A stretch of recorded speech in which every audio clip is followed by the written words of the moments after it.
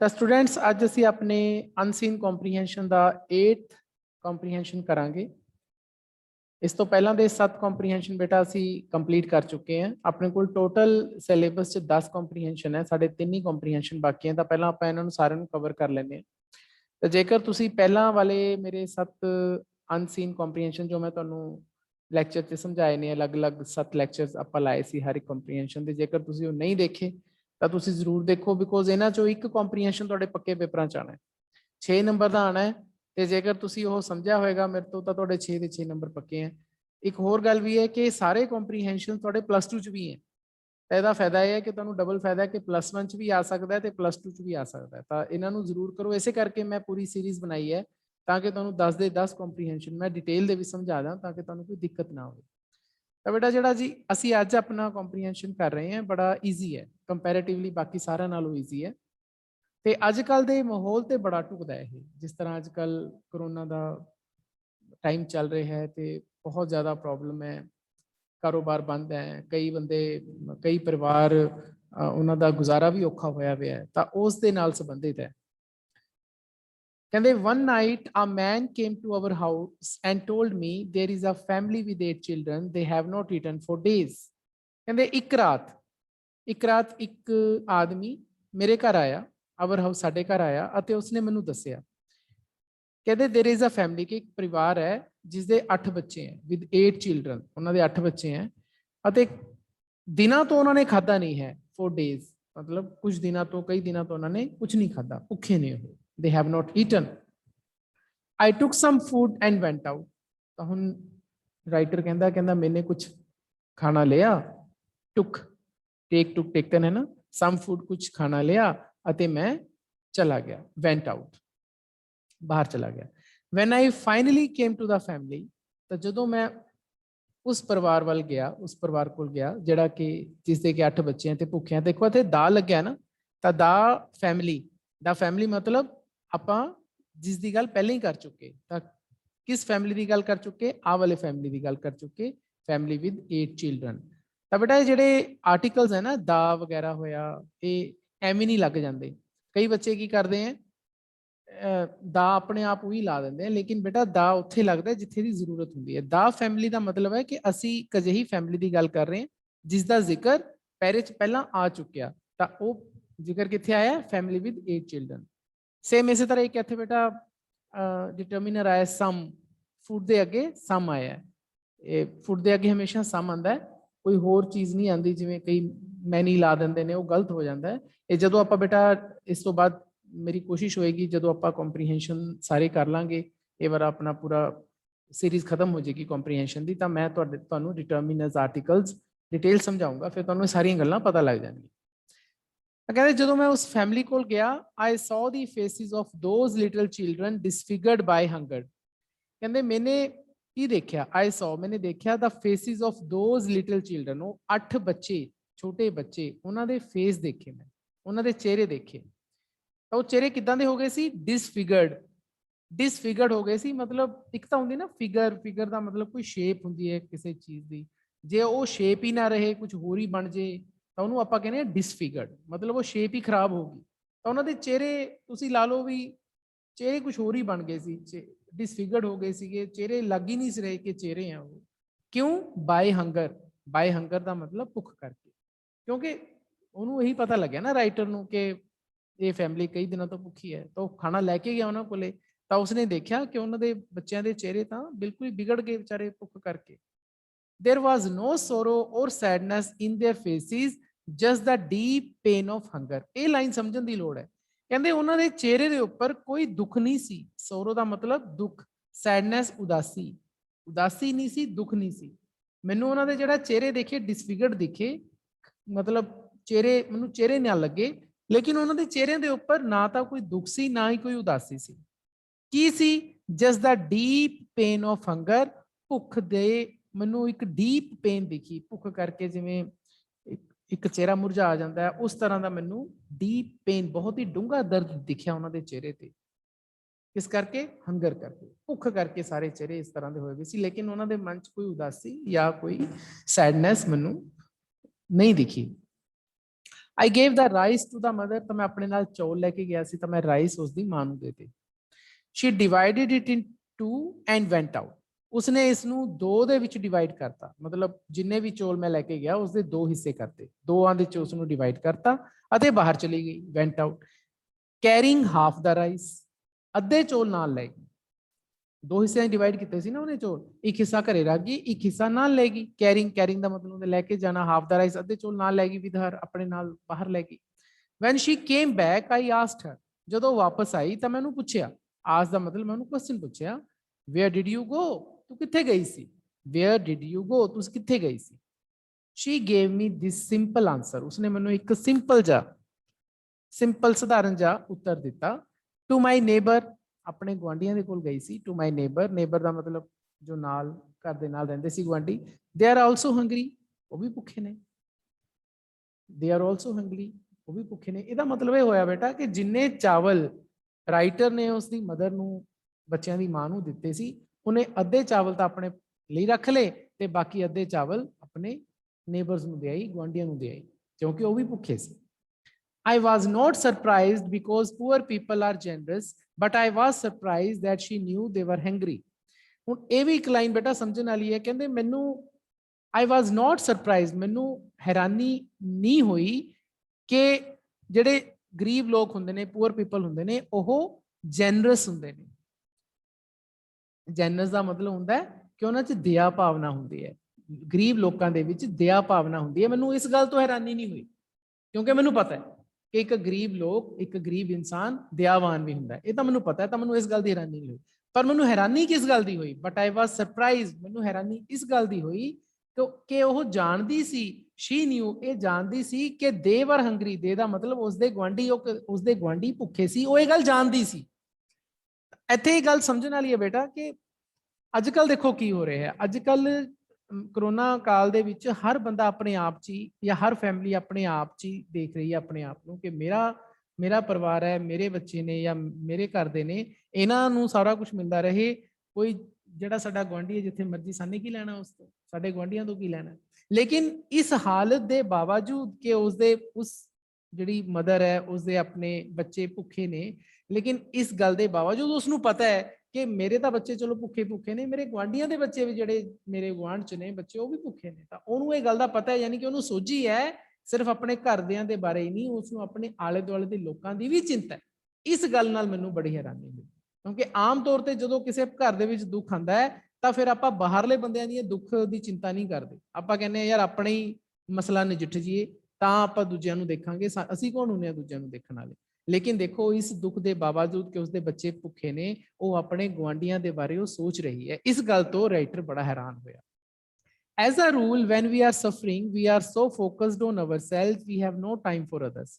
ਉਹੀ ਗੱਲ ਜੋ ਮੈਂ ਪਹਿਲਾਂ ਬੇਟਾ ਦੱਸੀ ਹੈ, ਕਹਿੰਦੇ ਇੱਕ ਰੂਲ ਦੇ ਮੁਤਾਬਕ, ਇੱਕ ਨਿਯਮ ਕੀ ਹੈ, ਨਿਯਮ ਕੀ ਹੈ, ਤਾਂ ਬਣਾਇਆ ਹੋਇਆ ਲੋਕਾਂ ਦਾ, ਹੈ ਨਾ। ਇੱਕ ਜਿਹੜੀ ਆਮ ਜੀ ਗੱਲ ਹੈ ਉਹ ਕੀ ਹੈ ਕਿ ਜਦੋਂ ਅਸੀਂ ਸਫਰ ਕਰ ਰਹੇ ਹੁੰਦੇ ਹਾਂ, ਜਦੋਂ ਅਸੀਂ ਦੁੱਖ ਦੇ ਵਿੱਚ ਹੁੰਦੇ ਹਾਂ, ਸਫਰ ਦਾ ਮਤਲਬ ਦੁੱਖ ਦੇ ਵਿੱਚ ਹੁੰਦੇ ਹਾਂ ਅਸੀਂ, ਤਾਂ ਅਸੀਂ ਆਪਣੇ ਆਪ ਤੱਕ ਹੀ ਸੀਮਿਤ ਹੁੰਦੇ ਹਾਂ, ਫੋਕਸਡ, ਸਾਨੂੰ ਆਪਣੇ ਦੁੱਖਾਂ ਦਾ ਹੀ ਪਤਾ ਹੁੰਦਾ ਹੈ।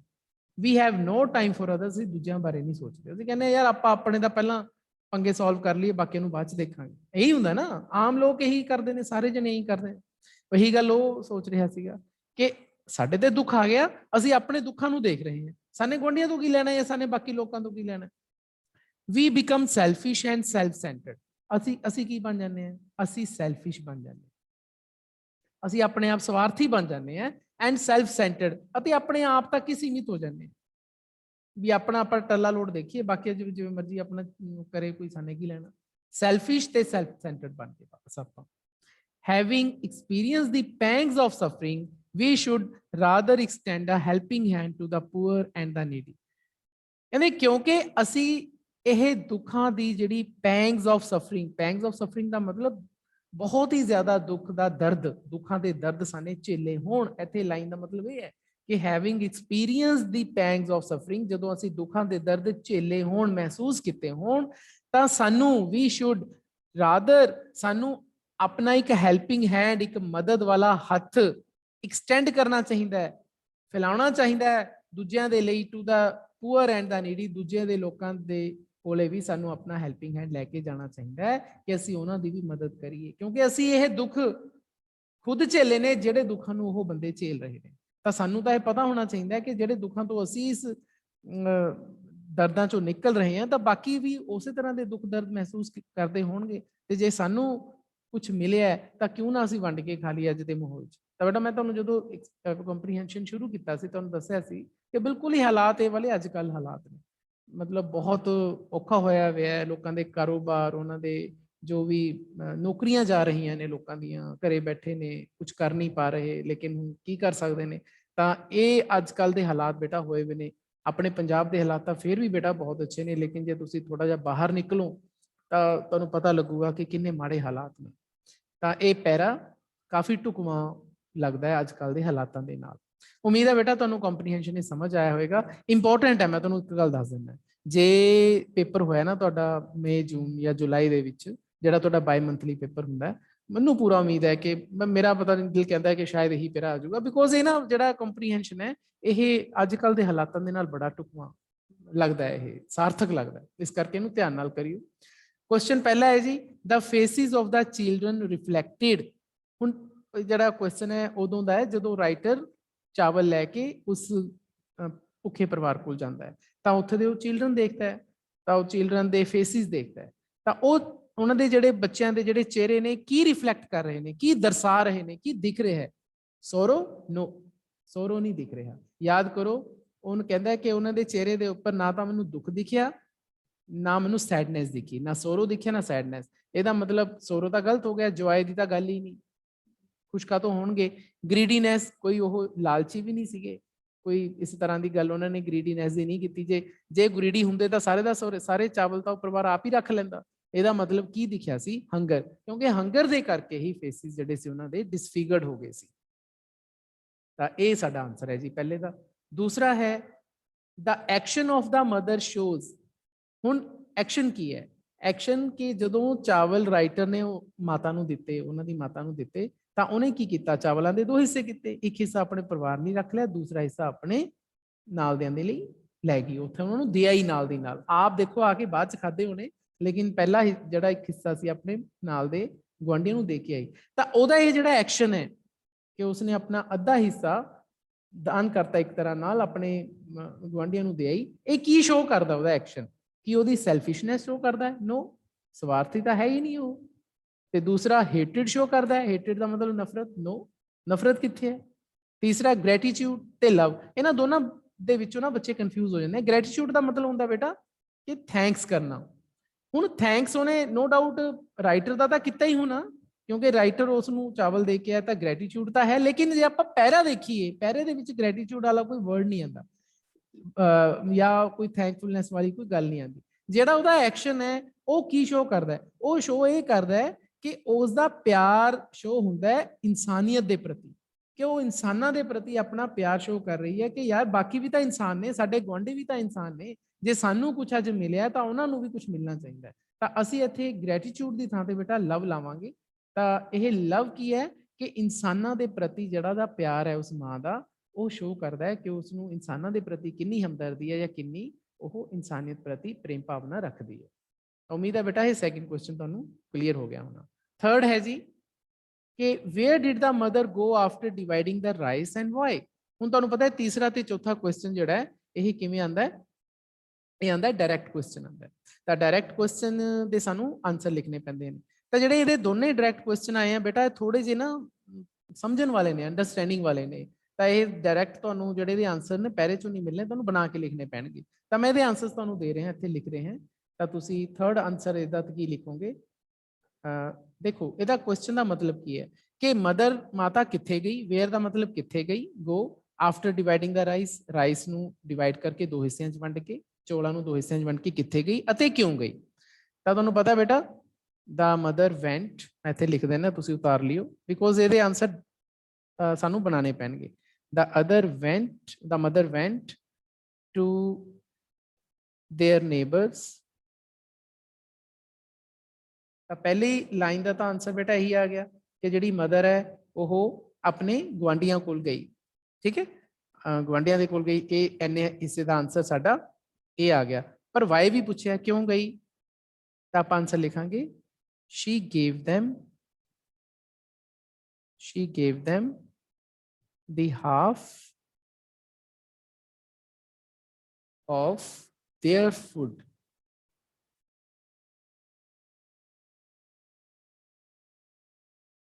ਤਾਂ she gave them, ਉਸਨੇ ਉਹਨਾਂ ਨੂੰ ਦੇ ਦਿੱਤਾ, ਕੀ ਦਿੱਤਾ, ਆਪਣੇ ਫੂਡ ਦਾ ਅੱਧਾ ਹਿੱਸਾ, the half of their food. Their food ਦਾ ਅਤੇ देयर ਦਾ ਦੋਨਾਂ ਦਾ ਮਤਲਬ ਇਹ ਉਸ ਪਰਿਵਾਰ ਦੀ ਉਹ ਗੱਲ ਹੈ, ਠੀਕ ਹੈ। ਤਾਂ ਉਸਨੇ ਅੱਧਾ ਹਿੱਸਾ ਆਪਣਾ ਆਪਣੇ ਗੁਆਂਢੀਆਂ ਨੂੰ ਦਿੱਤਾ। ਤਾਂ ਆਪਾਂ ਵਾਈ ਦਾ ਆਨਸਰ ਵੀ ਪਾਤਾ। ਹੁਣ ਫੋਰਥ ਕੁਐਸਚਨ ਹੈ ਕਿ ਵਾਈ ਵਾਜ਼ ਦੀ ਜੈਂਟਲਮੈਨ ਸਰਪ੍ਰਾਈਜ਼ਡ। ਜੈਂਟਲਮੈਨ ਕਿਉਂ ਹੈਰਾਨ ਹੋਇਆ? ਜੈਂਟਲਮੈਨ ਰਾਈਟਰ ਜੋ ਚਾਵਲ ਦੇਣ ਗਿਆ ਸੀ ਪਰਿਵਾਰ ਨੂੰ, ਕਿਉਂ ਹੈਰਾਨ ਹੋ ਗਿਆ? ਵਾਈ ਦਾ ਮਤਲਬ ਕਿਉਂ ਹੈਰਾਨ ਹੋ ਗਿਆ। ਤਾਂ ਬੇਟਾ ਇਹਦਾ ਆਨਸਰ ਤੁਹਾਨੂੰ ਮੈਂ ਸਮਝਾਇਆ ਸੀ। ਇਹਦੇ ਆਨਸਰ ਦੇ ਵਿੱਚ ਨਾ ਦੋ ਜਿਹੜੇ ਬਣਦੇ ਨੇ। ਇੱਕ ਦਾ ਉਹਨੇ ਦੱਸਿਆ ਸੀਗਾ ਕਿ ਉਹ ਹੈਰਾਨ ਹੋਇਆ, ਇਸ ਕਰਕੇ ਨਹੀਂ ਹੈਰਾਨ ਹੋਇਆ ਕਿ ਜਿਹੜੀ ਫੈਮਿਲੀ ਸੀਗੀ ਉਹ ਪੂਅਰ ਸੀਗੇ ਲੇਕਿਨ ਉਹ ਜੈਨਰਸ ਹੁੰਦੇ ਨੇ, ਇਹਦੇ ਕਰਕੇ ਹੈਰਾਨ ਨਹੀਂ ਹੋਇਆ। ਹੈਰਾਨ ਇਸ ਕਰਕੇ ਹੋਇਆ ਕਿਉਂਕਿ ਮਾਤਾ ਨੂੰ ਪਤਾ ਸੀ ਕਿ ਉਸਦੇ ਜਿਹੜੇ ਗੁਆਂਢੀ ਸੀਗੇ ਉਹ ਭੁੱਖੇ ਸੀ, ਯਾਨੀ ਕਿ ਉਹ ਆਪਣੇ ਦੁੱਖਾਂ ਦੇ ਵਿੱਚ ਵੀ ਲੋਕਾਂ ਦੇ ਦੁੱਖਾਂ ਦੀ ਚਿੰਤਾ ਕਰ ਰਹੀ ਸੀ ਜਾਂ ਲੋਕਾਂ ਦੇ ਦੁੱਖਾਂ ਬਾਰੇ ਪਤਾ ਸੀ। ਤਾਂ ਆਪਾਂ ਇਹਨੂੰ ਇਹ ਵੀ ਆਨਸਰ ਬੇਟਾ ਆਪਾਂ ਨੂੰ ਬਣਾ ਕੇ ਲਿਖਣਾ ਪਏਗਾ। ਤਾਂ ਮੈਂ ਕੋਸ਼ਿਸ਼ ਕਰਦਾ ਇੱਥੇ ਲਿਖਣ ਦੀ, ਥੋੜਾ ਜਿਹਾ ਬੇਟਾ ਲਿਖਣ 'ਚ ਦਿੱਕਤ ਆਉਂਦੀ ਹੈ, ਚਲੋ ਮੈਂ ਫਿਰ ਵੀ ਕੋਸ਼ਿਸ਼ ਕਰਦਾ ਕਿ ਤੁਸੀਂ ਆਪਣਾ ਇਸ ਨੂੰ ਨੋਟ ਕਰ ਲਿਓ। He was surprised that the mother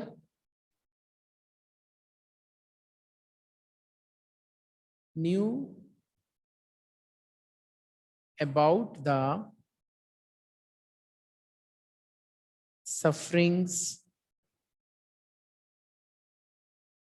of their neighbors। ਤਾਂ ਆਪਾਂ ਇਹ ਆਨਸਰ ਲਿਖਾਂਗੇ ਕਿ ਉਹ ਹੀ ਵਾਸ ਸਰਪ੍ਰਾਈਜ਼ਡ, ਉਹ ਹੈਰਾਨ ਸੀ ਕਿ ਜਿਹੜੀ ਮਦਰ ਸੀਗੀ ਉਹ ਜਾਣਦੀ ਸੀ, ਨਿਊ ਜਾਣਦੀ ਸੀ ਕਾਦੇ ਬਾਰੇ? ਆਪਣੇ ਗੁਆਂਢੀਆਂ ਦੇ ਦੁੱਖਾਂ ਬਾਰੇ ਵੀ ਜਾਣਦੀ ਸੀ। ਤਾਂ ਇਹ ਗੱਲ ਉਸ ਨੂੰ ਬੜੀ ਹੈਰਾਨੀ ਉਸ ਨੂੰ ਹੋਈ ਮਹਿਸੂਸ ਕਿ ਆਪਣੇ ਦੁੱਖਾਂ ਦੇ ਵਿੱਚ ਉਹ ਲੋਕਾਂ ਦੇ ਦੁੱਖਾਂ ਨੂੰ ਵੀ ਯਾਦ ਰੱਖ ਰਹੀ ਸੀ। ਤਾਂ ਇਹ ਆਨਸਰ ਹੈ ਜੀ। ਉਮੀਦ ਹੈ ਬੇਟਾ ਤੁਹਾਨੂੰ ਤੀਸਰਾ ਤੇ ਚੌਥਾ ਕੁਐਸਚਨ ਕਲੀਅਰ ਹੋ ਗਿਆ ਹੋਵੇਗਾ। ਤਾਂ ਫਿਫਥ ਹੁੰਦਾ ਬੇਟਾ ਫਿਲ ਇਨ ਦਾ ਬਲੈਂਕ, ਜਿਹਦੇ ਵਿੱਚ ਆਪਣੇ ਸੁਟੇਬਲ ਵਰਡ ਭਰਨਾ ਹੁੰਦਾ ਹੈ। ਤੇ ਉਹ ਵਰਡ ਆਪਾਂ ਨੇ ਕਿੱਥੋਂ ਭਰਨਾ ਹੁੰਦਾ? ਪੈਰੇ ਚੋਂ ਭਰਨਾ ਹੁੰਦਾ। ਕਈ ਵਾਰੀ ਲਾਈਨ ਬਾਹਰੋਂ ਆ ਜਾਂਦੀ ਹੈ, ਕਈ ਵਾਰੀ ਮਤਲਬ ਪੈਰੇ ਦੇ ਵਿੱਚੋਂ ਹੀ ਥੋੜੀ ਜਿਹੀ ਚੇਂਜ ਕਰਕੇ ਲੈ ਲਈ ਜਾਂਦੀ ਹੈ। ਹੁਣ ਇਸ ਵਾਰੀ ਜਿਹੜੀ ਲਾਈਨ ਹੈ ਪੈਰੇ ਦੇ ਵਿੱਚੋਂ ਹੀ ਲਈ ਗਈ ਹੈ। The faces of the little children were, ਬੱਚਿਆਂ ਦੇ ਜਿਹੜੇ ਫੇਸਿਸ ਸੀ ਉਹ ਕੀ ਹੋ ਗਏ ਸੀ? ਤਾਂ ਡਿਸਫਿਗਰਡ ਹੋ ਗਏ ਸੀ ਬੇਟਾ। ਯਾਦ ਹੋਣਾ ਇਹ ਲਾਈਨ ਪੂਰੀ ਆਈ ਹੈ, ਦੇਖੋ ਇੱਥੇ disfigured by hunger। ਤਾਂ ਇਹ ਪੂਰਾ ਤੁਸੀਂ ਲਿਖ ਸਕਦੇ ਹੋ ਬੇਟਾ। The faces of the ਜਿਹੜੇ ਬੱਚਿਆਂ ਦੇ ਫੇਸਿਸ ਹੈ ਉਹ ਕੀ ਹੋ ਗਏ ਜੀ? ਡਿਸਫਿਗਰਡ ਹੋ ਗਏ। ਕਿਵੇਂ? ਹੰਗਰ ਦੇ ਕਰਕੇ। ਤਾਂ ਆਪਾਂ ਇੱਥੇ ਉਹ ਵਾਲਾ ਪੂਰਾ ਦੋਨੇ ਵਰਡਸ ਲਿਖ ਦਾਂਗੇ, ਡਿਸਫਿਗਰਡ ਬਾਈ ਹੰਗਰ। ਤਾਂ ਲਿਖ ਸਕਦੇ ਹੋ। ਕਈ ਬੱਚੇ ਡਿਸਫਿਗਰਡ ਵੀ ਲਿਖ ਆਉਂਦੇ ਨੇ, ਨੰਬਰ ਤਾਂ ਆ ਜਾਣਗੇ ਲੇਕਿਨ ਪ੍ਰੋਪਰ ਯਹੀ ਹੈ ਕਿ ਆਪਾਂ ਡਿਸਫਿਗਰਡ ਬਾਈ ਹੰਗਰ ਪਾਏ।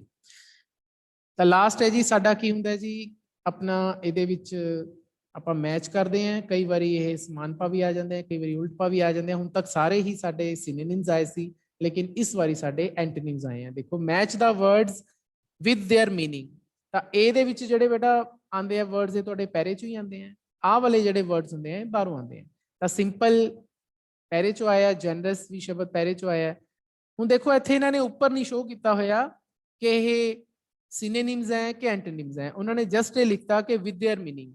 ਤਾਂ ਬੇਟਾ ਕਹੀਂ ਮੈਂ ਕਹਿੰਦਾ ਹੁੰਦਾ ਦੇਖ ਲਿਆ ਕਰੋ, ਸਮਝ ਲਿਆ ਕਰੋ ਕਿ ਇਹ ਸਮਾਨ ਭਾਵੀ ਹੈ ਕਿ ਉਲਟ ਭਾਵੀ ਹੈ। ਹੁਣ ਸਿੰਪਲ ਦੇ ਬਾਰੇ ਇੱਧਰ ਜਿਹੜਾ ਜੇ ਆਪਾਂ ਸਿਨੋਨਿਮ ਲੱਭਣ ਦੀ ਕੋਸ਼ਿਸ਼ ਕਰੀਏ ਤਾਂ ਨਹੀਂ ਆਇਆ, ਜਨਰਸ ਦਾ ਵੀ ਨਹੀਂ ਆਇਆ, ਉਲਟਾ ਆ ਰਿਹਾ ਹੈ। ਸਿੰਪਲ ਦਾ ਮਤਲਬ ਸਧਾਰਨ ਹੁੰਦਾ ਹੈ, ਕੰਪਲਿਕੇਟਿਡ ਦਾ ਮਤਲਬ ਔਖਾ ਹੁੰਦਾ ਹੈ, ਆਸਾਨ ਔਖਾ। ਤਾਂ ਸਿੰਪਲ ਦਾ ਮਤਲਬ ਕੀ ਹੋ ਗਿਆ ਇੱਥੇ? ਇਹ ਇਸ ਦੇ ਐਂਟੋਨਿਮਸ ਨੇ, ਆਪਾਂ ਇੱਥੇ ਕੰਪਲਿਕੇਟਿਡ ਪਾਵਾਂਗੇ। ਸਿੰਪਲ ਦਾ ਉਲਟ ਹੋ ਗਿਆ ਕੰਪਲਿਕੇਟਿਡ।